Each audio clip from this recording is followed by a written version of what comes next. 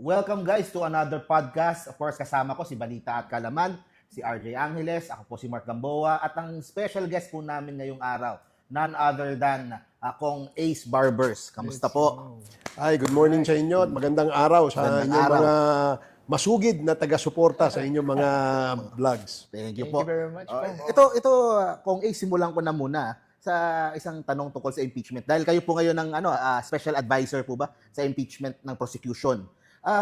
Mali po ba yung prosecution na masyadong one-sided daw dito sa trial at hindi tinutulungan yung depensa? Masyado bang one-sided talaga yung prosecution? Masyadong... Ang isang impeachment proceeding, no, parang proceedings din sa criminal proceedings sa korte, talagang adversarial yan. Meron talagang pinapanigan yung prosecution, meron din pinapanigan ng depensa. So, hindi kumbaga hindi bago na meron na one-sided ka. Natural kung ikaw ang prosecution, papanig ka dun sa nag-aakusa, di ba? Ganun talaga, ganun ang nature ng isang trial o isang paglilitis. Kaya hindi ako sang-ayon dun sa sinabi na dapat maging Hindi ka pwedeng neutral. hindi ka pwedeng neutral kasi may kailangan kang panigan. Okay. Yung mga judge po ba pwedeng one-sided?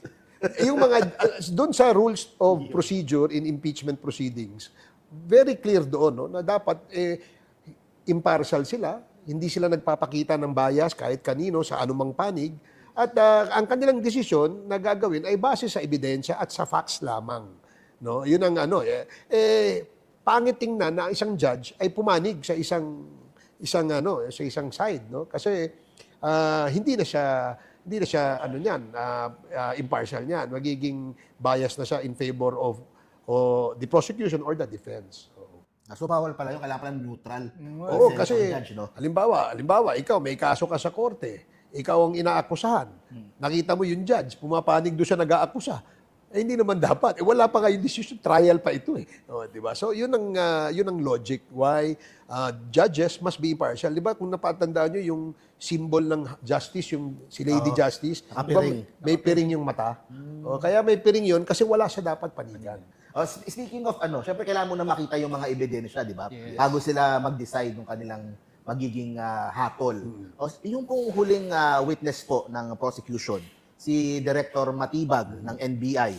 So ano po ang reaction nyo dun sa naging kanyang pagharap dito sa impeachment trial? Well, para sa akin, nag-corroborate siya dun sa naunang dalawang testigo. Yung mga sinabi ng dalawang naunang testigo, na-corroborate yan ng testimonya ni Director Matibag. In fact, dinagdagan pa niya no, na itong investigation na ginagawa ng ahensya, ng NBI, ay continuing investigation. Ito ay isang serious and alarming threat, no, sabi niya. Kasi a threat to the president of the country is a threat to the national security. So kailangan mahinto itong mga ganitong klaseng pagbabanta o yung threat na sinasabi. Kaya yung sinabi niya na dinetermine nila kung ano yung mga elemento na nakita nila, kung kaya't nagsabi sila na ito ay serious threats. Sabi niya, nakapasa itong mga ito sa under the United Nations Standards of investigating. Nakapasa itong mga to, yung elementong yan. Sinabi nga niya na hindi lang isang beses, kundi a series. No? Imagine, October pa, yung press con pa lang ni Vice President na yung parang I want to cut his head off, etc. Hukayin yung isa yon, no? Tapos yung nasundan ito ng November, yun na nga, yung video na ganyan. Tapos nasundan din ng rage event, no? Yung sa kanyang kapatid, no? So parang merong talagang plano, no? Kaya nga sinasabi nila that there is a plan, it's a clear plan, kaya dapat nilang imbestigahan. Yun. So, marami din po kong inaabangan ng taong bayan kasi ang nangyari, according sa prosecution at sa mga na-interview po namin ng mga kongresista, ang sabi daw po ay may pasabog. So, ngayon, nag-expect yung taong bayan na ano ba yun, pasabog na yun? Yun na ba yun? Parang natibag, si Matibag. Tama. Masabi niyo doon po, ano ba talaga yung pinaka-highlights po doon? Okay. Yung pasabog talaga. Okay. Ang pasabog doon ay yung sinabi niya na continuing ang investigation, meron na silang persons of interest, at saka yung sinabi nila na, sinabi ni Director Matibag na nakapasa itong mga elementong ito, kaya nasabi niya, there is a serious threat. No? So ito, siguro baka yung delivery lang ang nag-iba, kasi dapat na-deliver ng pasabog talaga. No? Pero these are vital information na nakadagdag ng bigat dun sa naunang dalawang testimonya ni Agent Kalilong at saka ni yung regional director, si Attorney Lotok, di ba? Lotok, yun. So, nadagdagan niya ng bigat yung testimonya ng dalawang yun. So ano po yung kung yung sinasabi ni NBI director na parang 3 to 6 months na lang at syempre yung hinire daw baka matumbok na talaga kung sinong ano. So mag-expect tayo 3 to 6 months. Ang pagkakaintindi ko, no, gaya ng marami na meron na silang leads, meron silang persons of interest at sa tingin nila na within a period of 3 to 6 months, ma-identify nila kung sino to. In fact, meron siyang kung tama yung natatandaan ko, meron siyang sinabi na active personnel ito sa AFP ba o PNP or something. Yun ang hindi niya sinabi, pero sinabi niya mga active daw eh. So, dahil meron siyang persons of interest, ayaw din niya ibulgar kung sino yun dahil nga naman, baka masira yung kanilang investigation. No? Kaya tingnan natin, in 3 to 6 months time, kapag enough na yung kanyang nakuhang mga leads, baka masabi niya na sa yung kaso. Pero nasabi din niya na regardless naman doon sa magiging kaso ng NBI, nagawa na ni VP Sara yung grave threats at yun lang naman kailangan tignan ng impeachment court. That's dahil correct. nandoon daw yung betrayal of public trust. Correct. Ano ba ibig sabihin niya doon? Okay.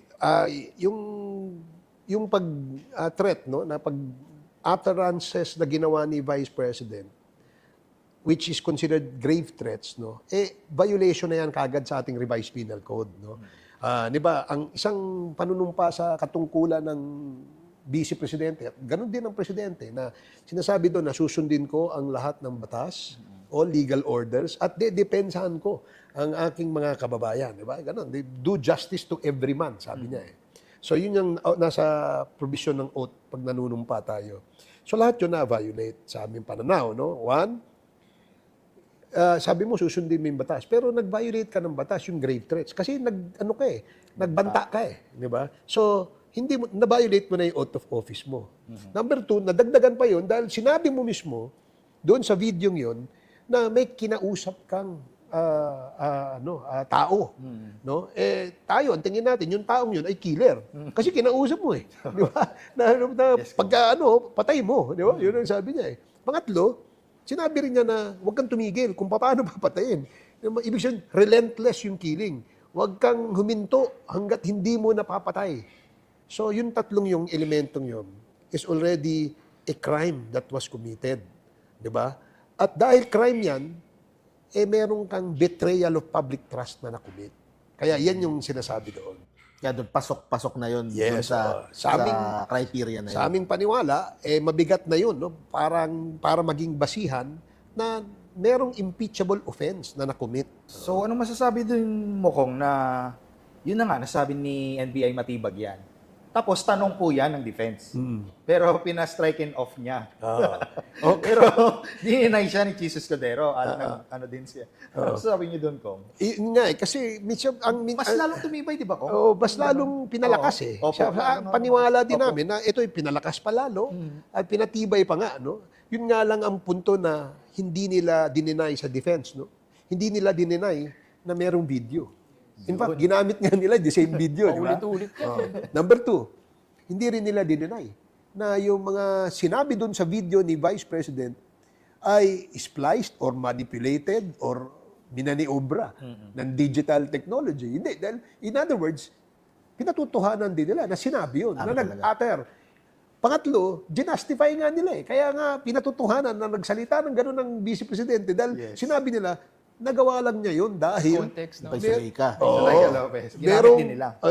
di ba? Yun nga. Tsaka meron pang daw Oplan Romanov sa kanyang pamilya. Di ba? Mga nagkaroon ng motibo Remember sa yung grave threats, a threat is a threat, no?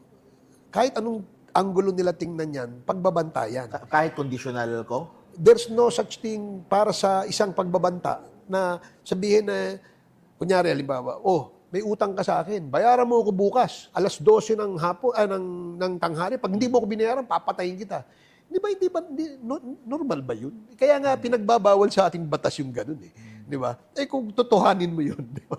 Parang may something doon. Kaya nga sa aming paniwala sa prosecution, mabigat na yung naipresenta nating mga testimonies coming from the three personalities at saka yung ebidensyang pinakita. So isa pa kung yung sinasabi mong ayun na kung totohanin nga. So nag-trending din kasi yung hearsay ni NBI director. So balik kung parang ganun din, no? For example, ganun, tapos may nakarinig. So hearsay niya yon. Oo. Pero ang sinasabi kasi doon kung hindi daw naka-affidavit, Oh, hindi kasi paano ba ganito. yung ano Okay. kong explanation ko? Halimbawa, may ongoing investigation.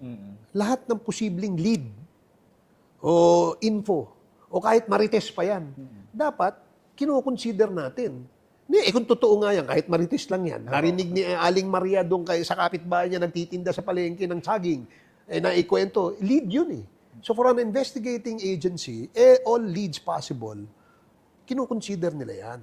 So, kahit sabihin natin marites yan, kailangan tingnan mo rin yan. Kung totoo nga yan, di ba? At least, kung totoo, nasolve mo ngayon yung crime because of that deed, di ba? Yes. So, doon sa sinasabi niyang hearsay na dahil hindi daw pinirmahan yung affidavit ni Das Cañas, di ba? Yung ganyan. Una-una, information yon na nagsasabi doon kung ano yung tingin ni Las Cañas at ano yung in-order sa kanya ni Vice President Sara when she was a mayor. So, ini-establish ni investigating body, ni NBI, na merong pattern of violent behavior yung ating Vice Presidente. Ang unang ebidensya, yung sinapak niya yung ano. Di ba? Di ba? Unang ebidensya yun. Pero dyan na-justify din nila. That's their right, no? Karapatan nilang i-justify yun. Pangalawa, yun nga, yung mga utterances na I want to cut his head off, di ba? Boy, ganun. Lahat yun. Pangatlo, yun na, nagbabanta na siya sa buhay. So, yung mga yan, these are all leads. Kaya nga sinabi ni NBI Director na continuing ang aming investigation. Kasi parang nakahawa na nga eh. Nahawa na nga si Mayor Baste. Dahil yun din ang kanya, ulo lang naman, BBM ang kailangan namin. Parang gano'n, no? And even in the social media, mapapansin nyo. Di ba? Puro kung magmura, talagang wagas eh. Di ba? Kung yung magmura yung mga tao, parang para sa atin, di ba? Mga Pilipino, hindi naman... Nagkakaroon ng culture of violence kung, Oo, no? culture of Nahahawa, kahit yung mga bata na i-influensya, Oo, ganun. maraming ganun, di ba? Kala nila normal lang yun. Oo, yun ang nakakalungkot. No? Natutuwa nga tayo that merong technology kagaya ng social media and internet, di ba? Dahil mas faster ang communication, mas madaling matuto, mabilis ang ating education and information. Pero iba, ginagamit ito sa hindi magandang pamamaraan. Kaya nahahawa tuloy yung mga bata, di ba? Kung ayun, punta naman tayo doon sa sa nangyari naman nung Lunes. Yung naging performance ni Attorney Chel Jokno, ni Congressman Chel Jokno, para po doon sa supina para sa bank records ni VP Sara Duterte. Ano po ang reaction nyo doon sa naging pagharap ni Kong Chel Jokno? Alam mo, ako, bumilib ako kay Kong Chel eh. Sabi ko, kung ganito yung mga abogado natin na nandyan sa Senado, palagay ko, makakaasa tayo na impartial at magaling at matalinong pagtalakay sa mga issue. No? Marami nga ako natutunan eh. Ngayon ko lang nga natutunan na magkaiba pala yung proof at saka yung evidence. Di ba? Akala natin, isa lang yun eh. Di ba? So, I also learned na yung kanyang argumento tungkol dun sa sabpina at kaibahan ng warrant of arrest. Ano? So, maganda yung naging exchange. Nakita ko na because of the oral arguments na ginawa ni Kong Chel, napapayag niya yung impeachment court na ipalabas ang mga sabpina doon sa mga nire-request ng prosecution ng mga dokumento. Ano pong masasabi natin dito sa mga tumututol na lumabas itong mga ebidensya kung Well, yung pagtutol o pagharang sa pagpapalabas itong mga dokumentong ito ay pagharang at pagtutol sa katotohanan. No? Paano natin malalaman kung ano yung totoo? Na dito sa mga dokumentong ito magpapatunay na merong mga violation na nagawa. No? Pag hindi natin yan pinayagan at hinarang natin yan, hindi naman pwedeng salita lang ng prosecution lawyer ang magiging basihan ng mga senator judges. Kailangan may ebidensya. Kaya nga naniniwala kami na yung time na yun na kung saan pumayag ang korte na ilabas yung mga ebidensyang yan, tagumpay yun ng ating katotohanan. Di ba? Para sa ating lahat. Ang sinasabi naman nung iba, fishing expedition lang daw yung pagkuha ng mga bank records na yon. Ano pong Well, masasabi? unang-una, hindi siya fishing expedition in the context of the issuance of a subpoena. Hindi ibig sabihin na, okay, subpoena natin to, kung ano makita natin, yan ang gagamitin nating ebidensya. Dahil dun sa request natin na magkaroon ng subpoena, in-identify yung mga dokumentong yun. So, yung element ng definiteness, specific bank account number, ganyan-ganyan, at this branch, itong taon na ito, di ba? So, definite, di ba? May specific na nakasite doon, no? At saka yung relevancy. Relevant ba yan? Yung papel ba na yan na sinasampina natin, makakapagbigay bigat doon sa allegations na merong unexplained, na confidential funds o unexplained wealth ang ating pangalawang Pangulo. So, relevant and definiteness are two elements required. At yun ay nasatisfy ng prosecution. Saka hindi po ba parang masyado namang one-sided ang tingin nila sa mga ebidensya? Kasi it can benefit both ways naman daw po, di ba? Kung sakasakaling mapapatunayan na walang tinatago or malinis. Kaya dapat hindi nila harangin, di ba? In fact, baka nga kung totoong, halimbawa, yung mga BIR records, no? Yung SALN, BIR records, at saka bank transactions, di ba? Eh kung magpapatunay na itong mga ito ay tugma doon sa dineklarang yaman ni Vice President, hindi ba malakas na ebidensya yon? Parang pasinungalingan ang sinabi ng prosecution? Tama. Di ba? Diyan sa puntong yan, mananalo ang defense. Di ba? Pero, bakit natin hinaharang kung ang katotohanan will support, di ba, yung ano na yun. So, kaya hinaharang, maaaring may tinatago. Kaya nga yun ang conclusion ng marami. Uy, kaya mo hinaharang kasi ayaw mo makita, di ba? Kailan po ba darating itong mga bank records na ito? Yung bank records kasi na yan, na personal na bank records na mag-asawang Duterte Carpio, sa Article 2 pa yan, no? Which is the last article, no, na nakalinya doon sa ating trial order. So, pero may mga bank records na sinampina yung AMLAC para yan both sa confidential funds, sa Article 1 at saka sa Article 2. Ganon din naman yung bank transactions kasi may dalawang bank manager na sinampina natin, yung taga Land Bank, kasi sila yung nag-release ng pera na around 600 million na confidential funds. So, yun ang importante kasi pag hinarang yun, walang makakapagpatunay na merong perang nilabas na cheque na in-issue para sa ganitong amount, baka hindi na tayo paniwalaan. So baka daw kung pinupolitika lang daw yan kasi nakafocus daw yung mga kongresista, yung ibang senador doon lang sa impeachment. So how about daw po yung mga ginagawa nila? Lalo na daw ang taong bayan, sinasabi nila, nagugutom na daw, taas yung presyo ng bigas, ng gasolina. Ano masasabi niyo doon? Ako, alam mo, sa totoo lang, talagang marami tayong problema, no, sa bansa. Pero, isa sa mga problema rin natin ay korupsyon, di ba? Ang ating nililitis dito ay aspeto ng korupsyon sa ating gobyerno. So, hindi natin dapat talikuran ito. At the same time, dapat ginagawa din natin yung mga dapat gawin sa Kongreso na mga batas para makatulong sa maibsan yung hirap ng ating mga kababayan. So, this can be done simultaneously, ika nga, no? Basta mayroon lang tamang balanse. Tandaan natin, 300 yung congressman. Yung prosecutor, 15 lang. Ay, 11 lang. Pwede Di ba? pala tayo mag-bank na ganun. Di ba? Pwede pa rin, kumbaga, hindi naman itong 11 prosecutor na congressman, magde-decide doon sa 300, di ba? So, tuloy-tuloy yan. Although sa Senate, no, kasi 24 senator judges, so 24 silang nakatutok dyan. But remember, may oras at schedule lang yung trial. Kaya nga binibigyan pa ng oras yung legislative work ng Senado Kasi nga, para mabalanse. So, hindi dapat talikuran yung kinakailangang batas na gawin para matulungan, maibsan ang hirap ng ating mga kababayan. But at the same time, constitutional duty ng mga kongresista at ng mga senator judges na talakayin yung trial na yan. Otherwise, we will be violating the provisions of the Constitution. Tapos na po itong sa Article 4 po. Tapos na yan, no? Yung depensa, maglalabas pa ba sila ng ano? Meron kasing proposal si Senate President Win Gatchalian, no, na tapos na yung prosecution, kinross na siya ng depensa, so tapusin daw muna lahat para mabilis, bago naman bigyan ng pagkakataon naman ang defense naman na umpisahan ulit yung kaya magulo eh. Ako honestly, hindi ko pa alam kung ano yung final decision ng korte. But I think, ang plano nila is talagang pabilisin. No? Okay naman tayo dyan kasi gusto rin natin. Imagine kung yung totoo yung computation ni Senator Win, hanggang December tayo. Magpapasko tayo sa impeachment court. Ang hirap nun. So hindi pa sigurado kung next na yung sa depensa or baka sa dulo O baka sa dulo. Siguro by Wednesday, baka malalaman ma-decision na natin nila. after ng SONA ng Yes, Pangulo.